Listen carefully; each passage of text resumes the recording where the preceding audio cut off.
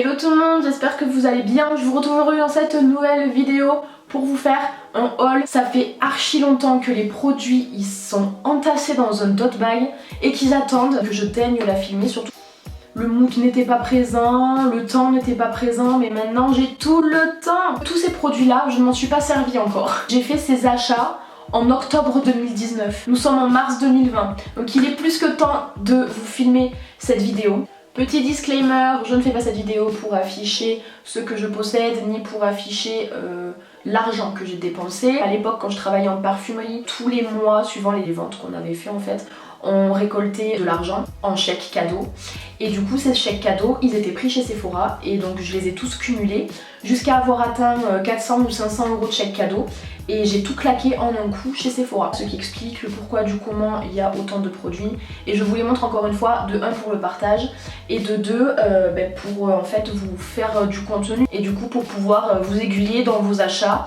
Donc écoutez, maintenant que cette petite parenthèse est fermée, on va pouvoir commencer la vidéo. Pour commencer au niveau des accessoires et des pinceaux, du coup j'ai pris 2 pinceaux comme ça de chez Zoeva. J'ai pris un 231 et j'ai pris un 228. C'est ceux de chez Zoeva que j'utilise le plus. Le 228 c'est celui que j'utilise pour bien flouter les bords et pour bien estomper, et le 231 c'est celui que j'utilise pour avoir plus de précision au niveau du creux. J'en ai 3 ou 4 de chaque. À chaque fois que je vais dans un Sephora, généralement j'en reprends un exemplaire de chaque parce qu'au bout du compte c'est ceux qui d'après moi fonctionnent le mieux. Niveau rapport qualité-prix sont le mieux encore une fois. Vous saurez maintenant que ce sont mes 2 pinceaux préférés et que c'est ceux que j'utilise quasiment tout le temps. Ensuite dans les accessoires, je vais compter les cadeaux qu'ils m'ont fait en caisse. Donc j'ai eu un mini mascara Glitters and Sex comme ceci de chez Too Faced. On va pas en reparler, je pense, on le connaît tous ici. C'est un des meilleurs mascaras qui puisse exister sur le marché après tous ceux que j'ai testés. Et ensuite de chez Tarte, j'ai eu un petit spray comme ça, un spray fixateur, c'est le Stay Spray à appliquer soit à la fin du make-up, soit avant et après pour optimiser la fixation et optimiser le côté naturel parce que si vous ne le savez pas, les sprays de fixation, certes ils aident à fixer le make-up, mais en plus de ça, comme c'est des sprays donc fatalement c'est humide, l'humidité en fait du produit va venir enlever le côté trop poudré ou le côté trop surfait que fait le maquillage à la peau. Par exemple quand vous venez de faire votre teint et que c'est encore tout poudré, on voit qu'il y a de la poudre, on voit qu'il y a de la matière. En fait les fixateurs ça va aussi du coup enlever ce côté trop poudré, trop effet de matière en fait. On va passer à la catégorie teint. J'ai 3 produits dans cette catégorie et le premier ça va être du coup la poudre translucide libre de chez Anastasia Beverly Hills. Donc elle se présente comme ceci et je sais pas si vous vous rendez compte mais elle est énorme en fait. Au niveau de la quantité on est quand même sur du 25 grammes. C'est énorme pour une poudre libre. Par exemple, comparé à la Huda, dans la Huda il y a 20 grammes. Et ensuite par rapport à la Laura Mercier, dans la Laura Mercier il y a 11,5 grammes. Donc pour que vous puissiez évaluer un peu la différence au niveau de la taille. Donc écoutez, j'ai hâte de la tester, surtout au niveau du baking, puisque pour l'instant, une des seules poudres qui me satisfait au niveau du baking, surtout pour le contour de l'œil, qui m'assèche pas trop le contour de l'œil, qui fait pas trop apparaître les ridules. Jusqu'à présent c'est la Huda Beauty, avec laquelle j'ai pas eu de problème, même au niveau du flashback, j'ai pas eu de soucis. Hâte de voir avec celle-là ce que ça peut donner, sachant que ce que je recherche avant tout dans une poudre libre, c'est le fait qu'elle vienne lisser le grain de peau. La poudre libre, quand je bake, en plus de mettre sur tout le cerne en fait, entre guillemets, je vais faire un espèce de triangle comme ça en fait. Je vais venir prendre toute la partie sur laquelle je mets l'anti-cerne. Et du coup j'attends de la poudre libre qu'elle vienne flouter les pores apparents qu'il y a au niveau du nez, les joues ici, etc. Donc j'ai hâte de tester ça et je vous en dirai des nouvelles. Du coup j'ai craqué après des années à m'être retenue à ne pas acheter ce produit. Il est ici. Alors de base j'aurais mis ma main au feu que j'aurais acheté le Park Avenue Princess de chez Tarte du coup. Sauf que non, en regardant tous les bronzers qu'il y avait disponibles chez Sephora de la marque Tarte, je me suis rendu compte en swatchant que le Hotel Iris c'était celui qui me plaisait le plus. Au niveau du packaging, voilà comment il se présente, il est juste canon, il n'y a rien à dire. En fait on dirait un petit portefeuille, je sais pas, c'est tout matelassé. Là vous avez le détail du nom du produit. Et c'est du coup un bronzer qui est mat, parce que de base le Park Avenue Princess il me semble qu'il est un peu irisé. Et un bronzer déjà un peu irisé, satiné, j'en avais déjà 2. Et du coup ça m'embêtait d'en reprendre un. Donc du coup j'ai préféré partir sur le mat, mais en tous les cas je me connais et je sais que dès que je le pourrai j'irai très certainement me procurer le Park Avenue Princess parce que c'est quand même une référence et c'est une base quand même au niveau des bronzers. Et ensuite pour terminer, toujours dans la catégorie bronzer, mais il y a quand même un highlighter avec, ça va être de chez Charlotte Tilbury, la palette comme ceci. C'est la Film Star and Bronze Glow. De base j'étais pas du tout partie pour acheter ce produit là, mais en fait avant d'arriver à la caisse,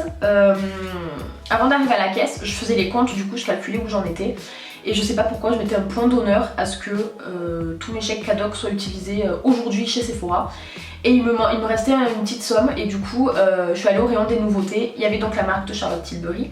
Et comme je m'étais déjà procuré quelques mois auparavant le blush iconique de la marque, j'ai décidé de prendre la palette. Et regardez-moi ce bijou, elle se présente du coup comme ceci. Elle est canon de chez Canon. On a un highlighter et un bronzer. En fait si vous voulez, le bronzer il est un petit peu irisé, il est un petit peu nacré. Et le fait qu'il soit froid, c'est juste parfait. Parce que, je sais pas vous, mais moi, le fait d'être assez pâle de peau et d'être très brune, le souci qui vient se poser, c'est que j'ai tendance à faire paraître les bronzers un peu orangés. Du coup là, c'est parfait le fait qu'il soit froid. Par contre, ce qui est embêtant, c'est qu'il est très naturel, il est très discret. Et je pense que si on veut marquer le coup et que ça soit minimum comme j'ai ici par exemple, là j'ai utilisé le MAC de la collection Aladdin. Le souci c'est qu'à mon avis il va falloir y plonger plus d'une fois pour avoir un résultat assez marqué. Mais à voir. Ensuite on va passer aux sourcils. Pour les sourcils j'ai un achat de renouvellement, c'est-à-dire un produit que j'ai déjà utilisé, que j'ai l'habitude d'utiliser, et j'ai un achat de nouveauté. Au niveau de l'achat de renouvellement, c'est le Precisely My Brow de chez Benefit. Je présente comme ceci, je l'ai pris en teinte 3 et je l'ai pris en petit format étant donné que j'ai acheté d'autres produits pour les sourcils. Donc du coup en petit format, ce qu'il faut penser c'est que du coup vous avez le produit mais vous n'avez pas le goupillon à l'autre bout. Il n'y a pas besoin d'en parler, pour moi Benefit c'est vraiment une des bases produits pour les sourcils. Mais il y a Anastasia qui a commencé à arriver et à se faire sa place au niveau du sourcil aussi. Donc sachez que généralement mes sourcils sont faits soit à base de Benefit, soit à base d'Anastasia. Et du coup j'ai pris ce petit kit, il venait de sortir. C'est le Power Duo et du coup à l'intérieur on a le Brow Wiz, donc c'est le crayon Deep Brow Gel mais en format mini. Je l'ai pris en dark brown puisque c'est la couleur que j'utilise au niveau de la pommade. Vous avez donc d'un côté le goupillon et de l'autre côté on a du coup le produit. Et ensuite on a ici le mini Deep Brow Gel. C'est un gel à sourcils classique qui est teinté du coup pour venir étoffer tout ça. On va passer à la catégorie du carnage, c'est-à-dire la catégorie des yeux. J'ai acheté 1, 2, 3, 4, 5, 6, 7, 8 palettes et 2 produits pour les yeux. Du coup écoutez, on va faire par marque, au moins ce sera pas trop brouillon et il y aura un ordre logique à tout ça. Tout d'abord, je me suis procuré de chez Huda Beauty les 3 mini palettes comme ceci. De base, chaque palette a été créée de façon à ce que les harmonies de couleurs qu'il y a à l'intérieur correspondent à chaque carnation. Donc celle-là normalement c'est pour, comme moi, les personnes qui ont la peau assez pâle. Celle-ci ça va être pour les peaux médiums et celle-ci pour les peaux foncées. Mais rien n'empêche à des peaux pâles comme moi par exemple d'utiliser une médium comme ça. Rien ne vous empêche de le faire. De base, l'idée du concept qu'il y avait derrière tout ça, c'était d'essayer de faire des harmonies colorées qui puissent correspondre à chaque carnation pour que les personnes qui se maquillent très peu ou qui n'ont pas l'habitude de se maquiller puissent se maquiller sans avoir peur des couleurs utilisées et sans avoir peur de faire de faux pas en mélangeant des couleurs qui seraient pas un combo génial on va dire. Donc la light elle se présente comme ça, elle est juste canonissime. Ensuite on a ma préférée, c'est la médium qui se présente comme ceci et celle-là les gars, c'est mon harmonie des 3, c'est mon harmonie colorée préférée. J'adore les tons chauds, de base je suis plus ce ton chaud style rose, violet etc. Mais là, les bordeaux, les cuivrés, les marronnés et tout, mais je trouve ça canon. Et j'ai trop hâte qu'on retourne à l'automne pour pouvoir faire des make-up de folie avec ça. Et ensuite on a la dernière comme ceci, c'est du coup la Rich. Des 3 harmonies, celle-là, c'est pas la première vers laquelle de prime abord je me retournerai. En fait cette palette, ce que je lui reproche un petit peu, c'est que les fards mat, je les trouve fades. Par contre, les fards pailletés, je les trouve d'un canon, mais il n'y a rien à y dire en fait, il n'y a rien à en dire, les fards pailletés sont sublimes. Par contre, bizarrement, le seul fard mat vers lequel je me retournerai en premier, c'est celui-là en fait, pour faire la transition, puis même en général quand je veux pas trop me maquiller. Mais c'est le seul que je trouve beau en fait, ce petit côté marron glacé et tout. Mais les autres, les 4 autres, je les trouve un peu fades. Donc je sais pas, dites-moi vous dans les commentaires vers laquelle vous vous retourneriez de prime abord des 3 harmonies. En tout cas moi, sachez que ce serait la médium. Et ensuite là on va vraiment passer aux choses sérieuses. Sachez que c'est la palette de mes rêves dont je rêvais toutes les nuits jusqu'à me la procurer. Et le jour où je pourrai enfin sortir ma marque de maquillage, je ferai que des palettes sur ce thème là. Et bien sûr je parle de la Mercury Retrograde de chez Huda. Elle est canon. Alors déjà le packaging, il n'y a rien à en dire. Et écoutez, je n'ai strictement rien à dire. Je n'ai mais alors rien à dire. Elle est juste sublime. Franchement j'en rêve limite la nuit. J'ai rien de plus à dire en fait, je suis sous le charme, que ce soit le packaging, que ce soit les couleurs, que ce soit la qualité des fards, vraiment, mais il n'y a strictement rien à en dire. Ensuite on va passer du coup à Anastasia Beverly Hills et je me suis procuré 2 palettes. Tout d'abord la Carly Bible que j'ai déjà utilisée une fois puisque quand je l'ai achetée le soir même après on est sorti. Et du coup j'ai décidé de me maquiller avec celle-là pour notre petite sortie, écoutez ma foi. À l'époque où on pouvait encore aller en boîte le vendredi soir. La qualité de fard toujours présente. Et sachez que mon fard préféré, fard Mandala qui est juste là, il est canon. Et si jamais vous cherchez un fard qui peut être multifonction, c'est-à-dire faire fard à paupières et highlighter, vous avez le mou juste ici et vous avez le Boli juste là qui sont canons dans ces usages là. J'ai testé un highlighter parce que j'avais oublié mon highlighter à la maison. Je les ai testés en highlighter, ils étaient juste canons. Du coup j'ai mélangé les deux. En fait le Boli il a fait une base un petit peu satinée et brillante et par dessus j'ai rajouté le mou qui a donné des petits côtés pailletés en fait. Et j'ai trouvé que le mélange des deux ça se rapprochait un petit peu du côté lumineux du Amrézy. Donc si jamais ça peut être un petit tips. Mais en tout cas voilà pour celle-là. Et ensuite j'ai pris celle-ci, je suis désolée je me rappelle plus de son nom. C'est en collaboration avec une influenceuse. Elle se présente comme ceci. Elle est très belle, les fards sont très beaux. Par contre j'ai un sacré problème avec le fait où j'ai l'impression qu'elle n'est pas rangée. Et vu que d'après moi je la trouve pas rangée au niveau des couleurs, ça me pose un souci pour l'utiliser. Je ne l'ai jamais utilisée. Je l'ai même pas swatchée à vrai dire. Je l'ai swatchée en magasin évidemment, mais la mienne je l'ai jamais touchée. Et le fait que je trouve que les fards sont pas rangés, j'arrive pas à trouver des idées de maquillage avec en fait. Ensuite on va passer du coup à la marque Kat Von D qui se présente comme ceci et c'est la Lolita du coup que j'ai achetée. Je n'aurais jamais pensé acheter cette palette parce qu'elle ne me faisait pas vraiment envie. Quand je l'ai vu en magasin, il y a un fard qui m'a tapé dans l'œil. C'est celui-là, c'est le Sonrisa. En fait, pour la petite histoire, à l'époque, au tout début que je me maquillais, j'utilisais un fard de chez Urban Decay, un mono. C'était le Solstice. C'était mon fard préféré. Ce fard, je l'ai flingué mais jusqu'à la mort du plus profond de mon âme. Et impossible de le racheter, allez savoir. Soit il était en rupture de stock, j'arrivais jamais à me le procurer. Et en fait là, le Sonrita, je trouve que c'est le parfait dupe du Solstice de Urban Decay. Juste pour ça, j'ai acheté la palette. J'ai acheté la palette pour un seul fard, oui. Et bon après faut avouer, par exemple là le Rena, il est canon. Enfin les paillettes après elles sont canon, il n'y a rien à en dire. Par contre je la trouve hyper bien rangée. Les harmonies sont vachement marquées. Là vous avez une harmonie de violet et de bordeaux. On passe après à du orange. Au milieu on a du nude un peu rosé poudré. C'est canonissime. Pareil, je l'ai pas encore utilisé. Mais en même temps j'ai que 2 yeux et quand on voit toutes les palettes et surtout les nouvelles palettes que j'ai achetées, ça me paraît tendu de tout utiliser. Mais écoutez, on va y arriver, on va s'en sortir. Et ensuite on va passer à la dernière marque du coup au niveau des yeux. C'est de chez Natasha Denona. J'ai pris du coup une palette, donc celle-ci. Et j'ai pris 2 duochrome top coat comme cela. Au niveau des top coat duochrome, j'ai pris le brown mauve et le purple. Donc en fait ça se présente comme ceci. Et en fait c'est duochrome parce que suivant la lumière et suivant comment vous le mettez, vous pouvez le voir de plusieurs couleurs. Donc en fait suivant comment vous le mettez, soit vous voyez du violet un peu rosé, soit vous voyez une espèce de marron, irisé un petit peu rose, bleu, etc. Et ensuite le deuxième que j'ai pris c'est le Burned Terracotta Green. Il est canon aussi, vraiment celui-là c'est une dinguerie.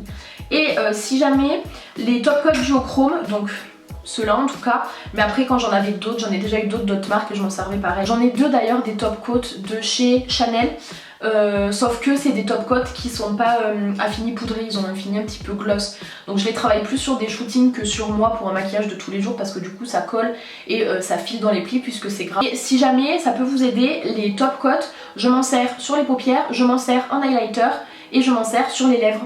Soit sur les lèvres nues pour apporter un petit peu de dimension à la bouche, soit par-dessus un rouge à lèvres. Par exemple j'ai essayé l'autre jour, j'ai appliqué celui-là, donc le vert un peu jaune, je l'ai appliqué par-dessus un rouge à lèvres kaki et c'était juste canon le rendu. Sur un liquid matte kaki de chez Kat Von D, le rendu c'était juste une tuerie. Donc écoutez, pour ces 2 petits produits là, vraiment c'est des pépites. J'ai trop hâte de m'en servir, surtout sur des maquillages artistiques, je sens que ça peut être mes canons. Au niveau de la palette, c'est celle-là, c'est du coup la Gold Palette et elle se présente, hop, comme ceci.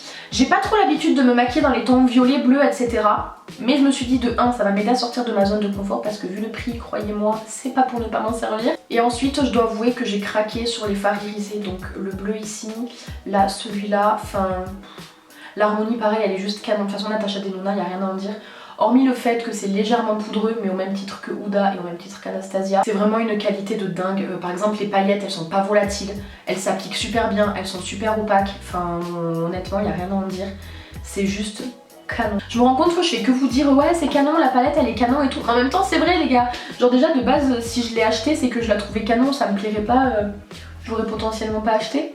Mais écoutez, voilà pour les yeux. Et on va passer à la catégorie lèvres, mais j'ai qu'un seul produit à vous présenter donc ça va aller plutôt vite. Au niveau des lèvres du coup j'ai pris ce coffret de chez Fenty Beauty. Après avoir passé un long moment à boycotter la marque, je me suis laissée tenter parce qu'elle a sorti des nouvelles couleurs de gloss. Et en fait il se présente...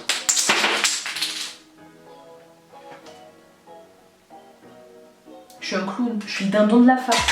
Donc du coup le coffret se présente comme ça, il en manque un, en fait c'en est un qui me plaisait pas trop et je savais que j'allais pas l'utiliser, c'était le marronné.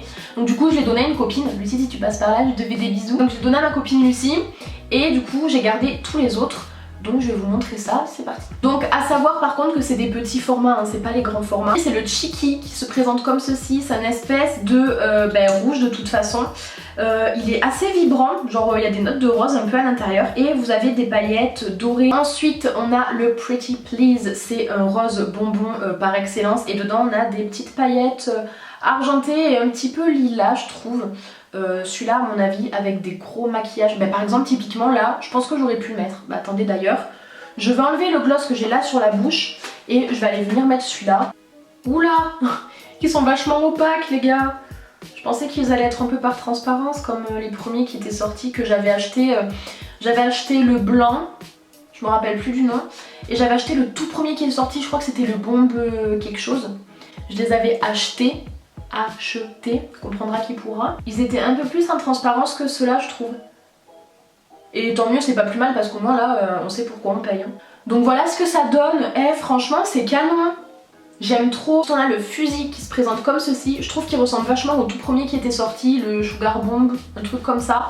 Il y ressemble vachement. Par contre il est un peu plus marron glacé, il est un peu moins ce côté mauve, un peu rosé. Là pour quand j'ai la flemme de me maquiller ou que je fais un maquillage archi naturel, genre liner, mascara, petite fausse tache de rousseur et ça va être canon. Ensuite le dernier c'est le confetti qui se présente comme ceci, c'est un transparent holographique multicolore, donc on a du rose, on a des reflets un peu violets, un peu bleutés, un peu argentés. Il me faisait penser un peu au Moon quelque chose, c'est vous savez le transparent avec les petites nacres blanches là. Il m'y faisait penser, mais en fait je sais pas si vous verrez à la caméra, mais on voit vachement les reflets de couleur dans celui-là, d'où le nom confetti du coup. Donc voilà les gars, écoutez, c'est la fin de ce haul, il était temps, j'en envoyais pas le bout. J'espère que ce haul vous aura plu. N'hésitez pas à me dire dans les commentaires s'il y a des vidéos qui vous feraient plaisir. N'hésitez pas à me dire tout ça dans les commentaires. Comme je l'ai déjà dit dans plusieurs de mes vlogs, c'est ma chaîne, je décide du contenu que je vous montre. Mais c'est vous qui consommez le contenu que je vous présente et du coup vous avez aussi votre mot à dire sur ce que vous voulez voir, sur ce que vous préférez, sur ce que vous aimez. Donc n'hésitez pas à me dire tout ça dans les commentaires. N'hésitez pas à regarder dans la barre d'infos, je vous mettrai tous les liens dans la mesure du possible de tous les produits que je vous ai présentés. Et puis voilà, écoutez, je n'ai pas grand chose de plus à vous dire. Donc en attendant, je vous fais de très gros bisous et je vous dis à bientôt dans une prochaine vidéo. Bye!